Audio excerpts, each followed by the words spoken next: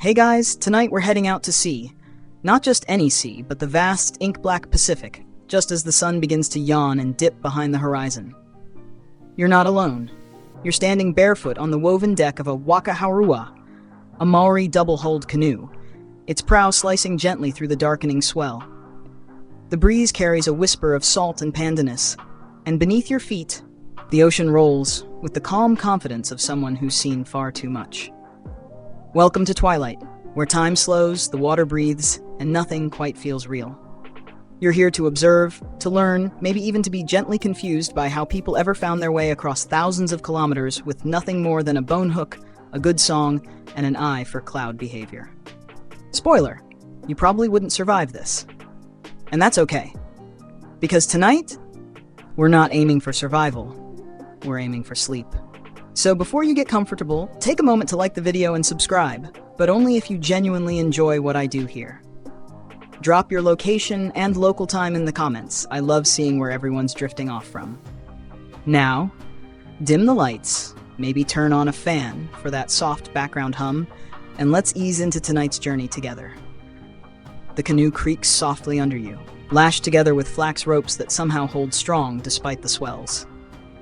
A hush falls over the small crew. It's twilight, after all, a sacred hour in Maori navigation. Not yet night, no longer day. In between. The realm of the atua, the spirits, the unseen. No shouting, no sudden movements. Even the children on board, yes, there are always children, sit silently, eyes wide, wrapped in wool cloaks against the wind. You join them, tucking your arms in and glancing toward the tohunga, the navigator priest. He doesn't look like much. Bare feet, weathered skin, moko etched deep like tree rings. But you quickly realize everyone watches him like he's the actual sail.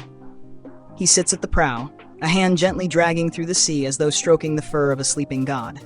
Then he closes his eyes. Just listens. To what? The breath of the wind.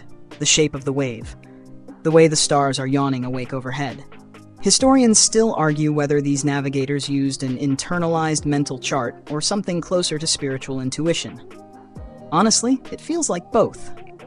The canoe sails silently past a floating mass of kelp. One of the older women murmurs something and throws a pinch of cooked taro overboard. You're told not to ask what she said.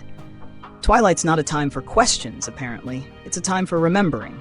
And you remember somehow. Or rather, the canoe does. Waka haurua were living memory palaces.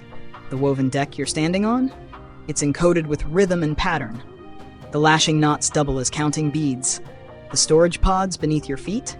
Organized not just for supplies, but by mnemonic association. The coconut is next to the fishing hooks, is next to the bark cloth, is next to the dried breadfruit, and each means something on a mental map that stretches across 1,000 miles of salt water. There's no GPS here. No blinking lights or beeping signals. Just the warm hush of twilight, a salt-laced breeze, and a canoe that seems to know more than it should. You shift a little to balance as the waka tilts gently with the current. The stars aren't bright yet, but the tohunga has already started humming under his breath. It's not a tune you recognize. It's older, deeper. The kind of sound that makes you feel like you've forgotten something important but can't quite name it. One of the crew slides next to you.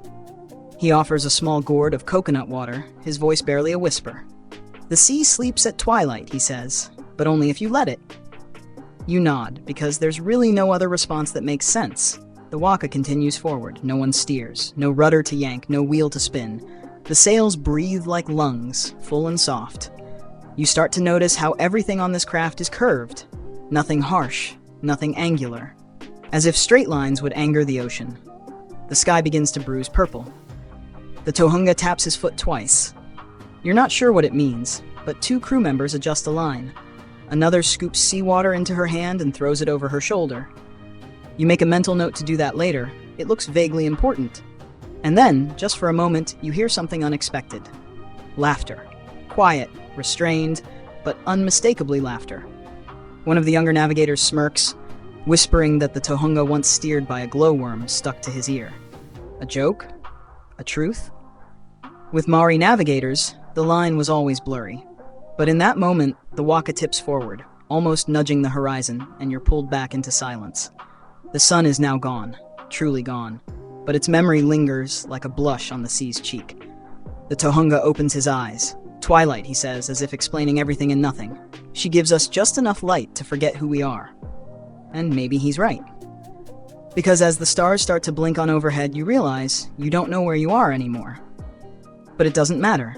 The sea remembers. And the Waka is listening.